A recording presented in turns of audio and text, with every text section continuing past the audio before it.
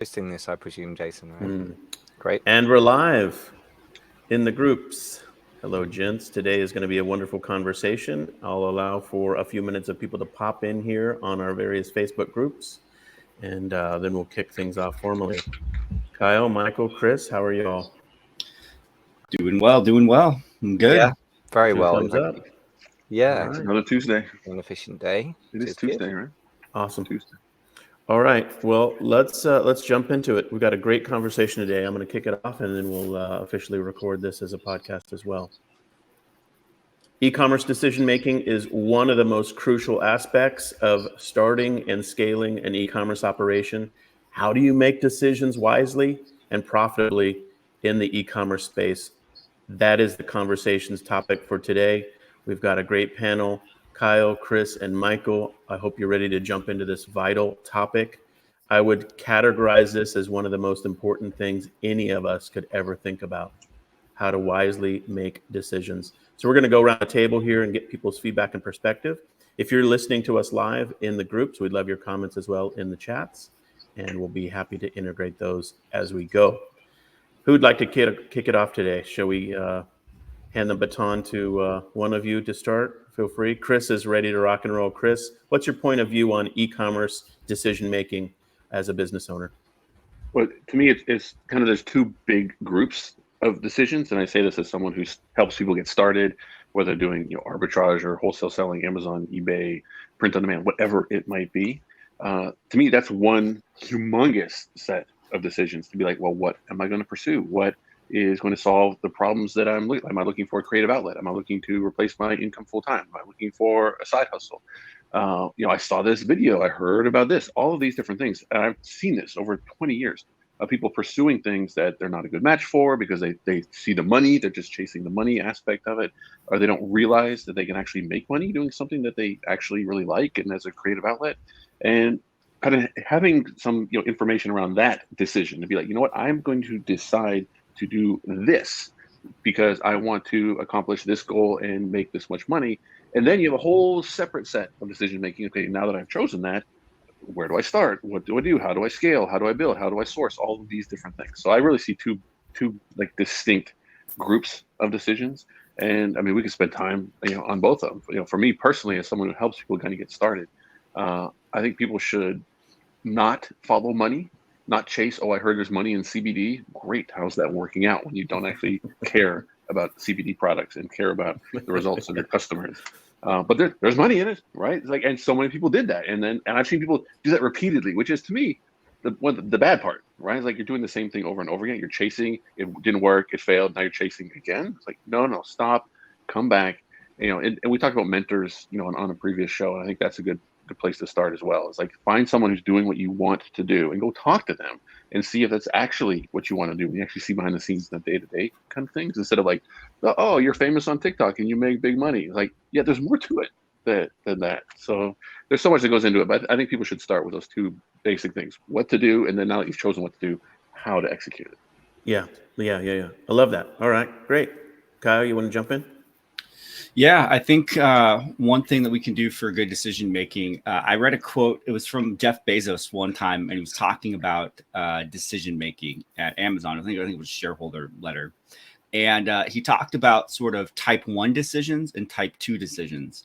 And a type 1 decision, now he categorized it, was a decision that was basically a one-way door. And they're consequential. They're hard to reverse or nearly irreversible. And he's like, with those decisions, you have to be methodical, careful, slow, get good consultation, get good, advice from mentors, coaches, thought leaders, people that you trust, and really think about it.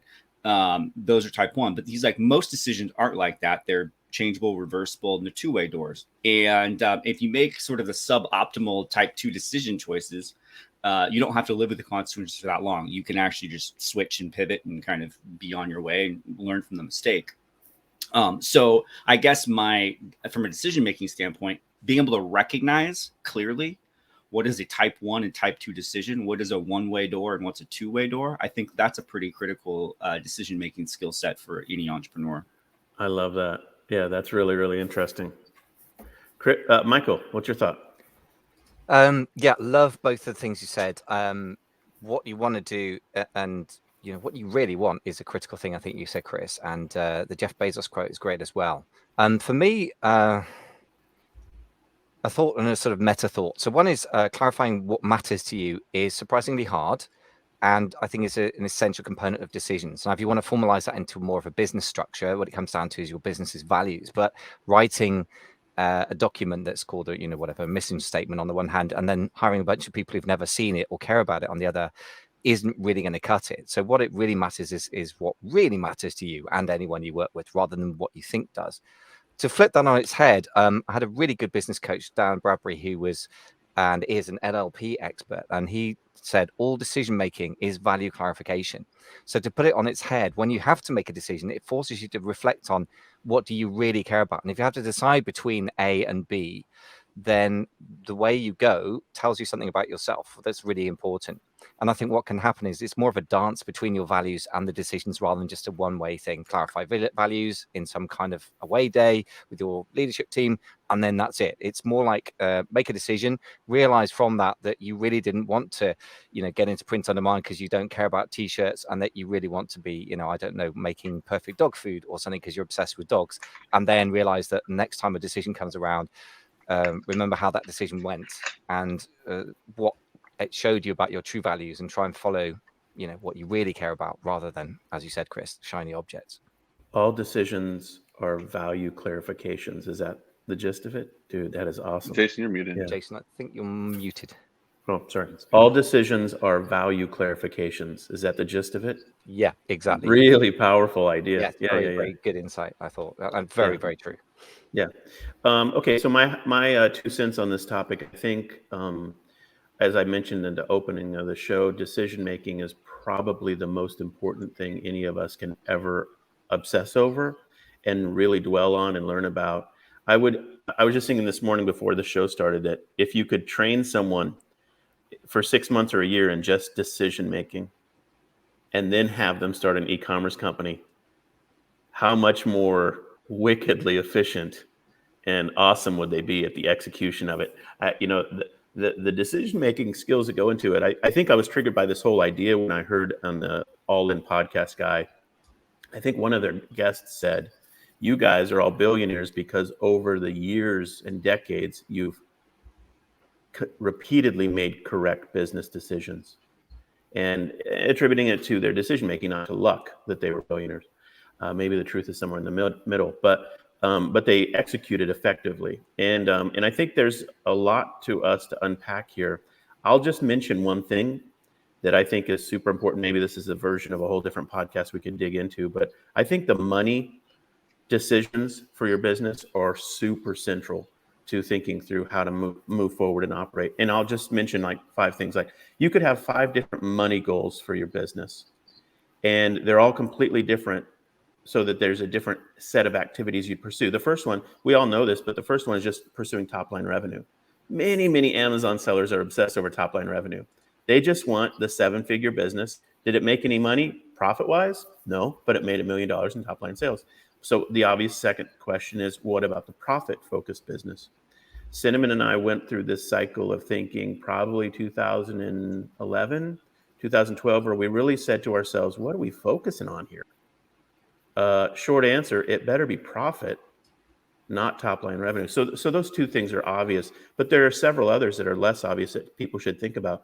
You can build an e-commerce business for asset accumulation. We'll have a 6-figure event this year in our business because we bought a property several years ago. And our business funded the property purchase and asset accumulation. That's a whole different game, The fourth thing could be you actually could build a business just for the pursuit of it as an asset and go through a seed round, an A round, B round, C round, go through an IPO. There are many Silicon Valley businesses that go through that pursuit. They don't care about top line revenue or net profit. They care about asset value of their company, and that's what they strive for. That's what Bezos did. And then the fifth thing is, you could build a whole company just to be charitable and to steward resources to make a difference in the world. So those 5 things just off the top of my mind are like, those are all really important money decisions. And there are a lot of other choices in a business like staffing, organizational structure. Do you want to be a laptop lifestyle guy or do you want to have a big company? All of these things weave together to make e-commerce an amazingly difficult game to play. And so I think it's vital for us to think through some of this. And I would just say a reflective uh, introspection of your own behavior and attitudes are central to growing and learning and understanding kind of what it is that we're doing. So anyway, those are my thoughts on this topic. Does that ricochet action happen for anybody? Comments, response to what I said? I've got Anything? 3 quick, hopefully quick ones. First of Yeah. all, I love your thought of training somebody in a sort of ninja art of decision making before they run a business. I suppose if I put that together with the all decision making is value clarification piece, the reality is that we get better at making decisions by having to make them. So I think you're not wrong that somebody with incredible decision making ability will make a much better entrepreneur. But I think you can only really do that by doing it. As my experience. The return on luck concept is, so talking about luck, I do think that you're right that there is quite a degree of luck with the people that make very serious money, particularly, as well as correct decision making. And there's a really great concept called the return on luck by Jim Collins, which is from Great by Choice, I think, which is particularly important because it deals with companies that have done very well in very challenging environments. Which includes e-commerce. And return on luck is an idea that everyone's going to get some lucky breaks, and it's how well do you maximize on those when they happen, and how good are you at finding them and making the most of them. The other thing that strikes me, to your point, and funnily enough, I'd literally just finished writing a blog article that started with the idea that Amazon sellers are obsessed with revenue and that's fool's gold. But the reason why is because somebody else has told us it's important. And to your point, Chris, not just shiny object syndrome about business models, but we get a kind of shiny object about the goals that we should or shouldn't have. Should I have a big house? Should I have a big business? Should I kind of be in sort of willy waving? I'm trying to find the word, but I couldn't contest with other people in business conferences. Is that actually going to make you happy? Well, I think in a lot of cases, the answer is no to all of them. But we get this peer pressure to think we should have top line revenue that's big or build a very serious business or whatever it is. So peer pressure and expectations of other people don't just apply to business models. I think we can inherit other people's values unexamined sometimes without realizing that they're not for us. Yeah, I love it. Okay, let me ask this question as we wrap up the conversation. How do you get better at decision making personally? Like, Kyle, Chris, Michael, how would you say you personally gotten better? Michael just said it's through practice. I said reflecting, on your behavior. Kyle, what's your thought on it? I think you get better at decision making by simplifying your decisions. And I think that goes down to setting good guide rails about prioritization, what does matter, getting clarity on it, because there is something like a decision fatigue that can occur, especially if you're in a very high stress job. And you think of for example, the president of the United States, I think they asked Barack Obama one time, why do you wear the exact same suit every single day? And see, so I don't have to think about it, right? Because I have to make so many decisions throughout the day that what they wear, what they eat for breakfast, it's I don't have to think about it. I just do it out of habit. So I think how to get better at making decisions is you simplify and you clarify what those guide rails are for those decisions, and you try to operate sort of off of a first principles mindset. I love that. Yeah. Chris, any thought on that? How do you personally feel like you get better at decision making? I think a lot of people have it confused, and I say this as someone who probably was confused on some of this stuff in the past. As we're talking about this, I'm taking notes down here. Kyle, I love what you say about type 1 and type 2 decisions. I think deciding what to do, what business to pursue, is more of a type 1, and then how to actually execute that is more of these type 2s. Like, what platform am I going to use to start a podcast? Decide, and you can always go back. But people make, myself included, overthink all these things. So you don't overthink. You need to take action. You need to execute. You need to get momentum. And a big thing that I'm thinking about lately, and I predict this will hit home with a lot of people, especially like you guys here on this call. I think a lot of people are pursuing, or they believe what's going to help them accomplish their goals is by taking specific actions or taking actions in a certain order. And that's what they're chasing. What do I do next? What should I do? What action do I need to take? Instead of, no, what decision do I need to make? And an action versus a decision or a choice are very different things. Like you said, billionaires made a lot of correct decisions or made a lot of choices that led them to where they are. They didn't take actions. They didn't follow a playbook. Said, look, if you do these 19 actions in a row, you're going to be a billionaire. That doesn't exist. If it existed, everybody would have bought the book and be a billionaire by now. So it's not actions, it's decisions. And learn the difference between those. And once you make a decision, then take the actions that go along with those decisions. And don't think that the decision is the action. It's not. A decision it's something that a lot of people don't have to take, don't like to take. It's easier for someone else to make a decision for them. It's why a lot of people are more comfortable being an employee instead of being a boss. And if you're an entrepreneur or a solopreneur, you're the employee and the boss. So you have to kind of know the difference. It's very different. Making decisions is harder than people think. It's like, oh, I can make a decision. I can make a choice. It's harder than people think. They think they're making a decision when they're actually just taking an action. And actions aren't going to lead you to where you want to go. Decisions are. Dude, you just took it to a meta level, which is, do you like making decisions? And if you do, you maybe comfortable being an entrepreneur. And some people don't. You're totally right. I don't like making decisions sometimes. Like, I've been an employee. There are days where I wish I could come home and not think about things. Yeah. Right. Like I don't have to make decisions anymore. Someone told me what I needed to do today. When I'm done those things, I can get money and I can go home. That is a very comfortable, easy. There's nothing wrong with it type of thing. But if you want to be an entrepreneur, you have to make decisions, and it's harder. It's a different game. That's right. Know thyself. Totally know thyself. Yeah. It matters. I mean, your internal psychology will have a massive. It's like the output of your decisions are going to be first formed within the psychology of you as the person. So you have to really understand yourself and where you have weaknesses and strengths in making those decisions, and either make those improvements or try to pivot away from the decision making that is causing you ineffectiveness, or you're not really it's not a strength of yours. Yeah, totally love this conversation, you guys. So I'm just going to mention 2 books that I think are great resources for decision making, and I'd love if there's any other books that you'd recommend for you to mention those as well. It's so funny. The Atomic Habits book has been just like a total dominant bestseller for a couple of years now, and it's so weird because it was such a hot bestseller. I resisted the temptation to even look at it because I don't know why I was rebelling against it or something like that. Then finally, I was like, okay, there's like, whatever it is, 4,000 reviews or 40,000 reviews or whatever, I better buy this book, and did. And I think it's very, very helpful to thinking through habits, but it's really about decision making. You could look at it in that frame. And so Atomic Habits is the book I'd recommend. The second book I'd recommend is the oldie but goodie I always talk about, which is The Goal by Eliyahu Goldrate. And he asks 3 questions in that business parable: what to change to, and how to make the change. And that, again, in my mind, is all about decision making. And he frames it in the context of the theory of constraints and how to make a business more efficient. But it really comes down to optimal decision making. So those are my 2 go-to book recommendations for this conversation. Anybody else have something that they would say was a good resource for decision making?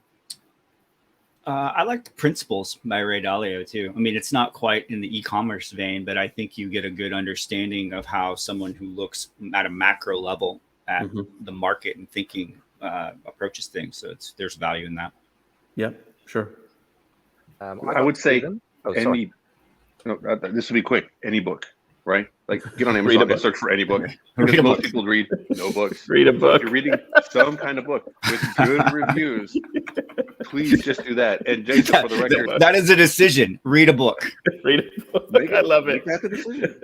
Atomic Habits has 94,000 Amazon reviews. Yeah, it's amazing. And I didn't want to, because of those reviews, I didn't want to listen to the Audible, but then I finally did, and I was like, now I see why people rate this book, because it does have such a logical framework, and it is helpful. Michael, any thoughts on books? Yes, 2 I've listened to recently, and I'm so glad I did. One was recommended by an e-commerce operator who was one of those people that built a business and sold it for 7 figures within 3 years, a guy called Ben Leonard. So I took his recommendation seriously, and I'm glad I did. So this guy called Greg McKeown is the author, and his best known and best book, I think, is probably Essentialism, which is, as it sounds like you've got to cut things to essentials, but then he goes through lots of subtle ways in which you can apply this to life, and it really is such a single powerful tool for decision making. It's like the hammer of decision making. If the basic tool for making a house is hammer and a lot of nails, and this This is the Hammer. It's an amazing book, so definitely recommend it. Love that. All right, guys, as always, it's an honor. This has been a great conversation. I just challenge everybody listening to this to spend time the back half of this year thinking about your decision making, getting better and better at the frameworks you use, the real deep questions. Take time to, get away and go camping or reflect or something to really spend time figuring out what your optimal decision making path is to produce the business that you want, to get you where you want to be in life and in society.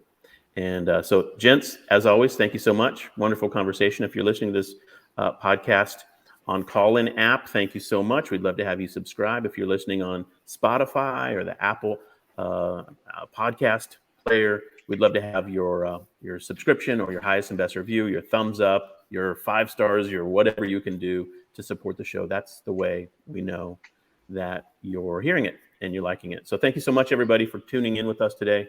And we'll see you next time. Thanks so much. Bye, everybody. Everyone. Bye.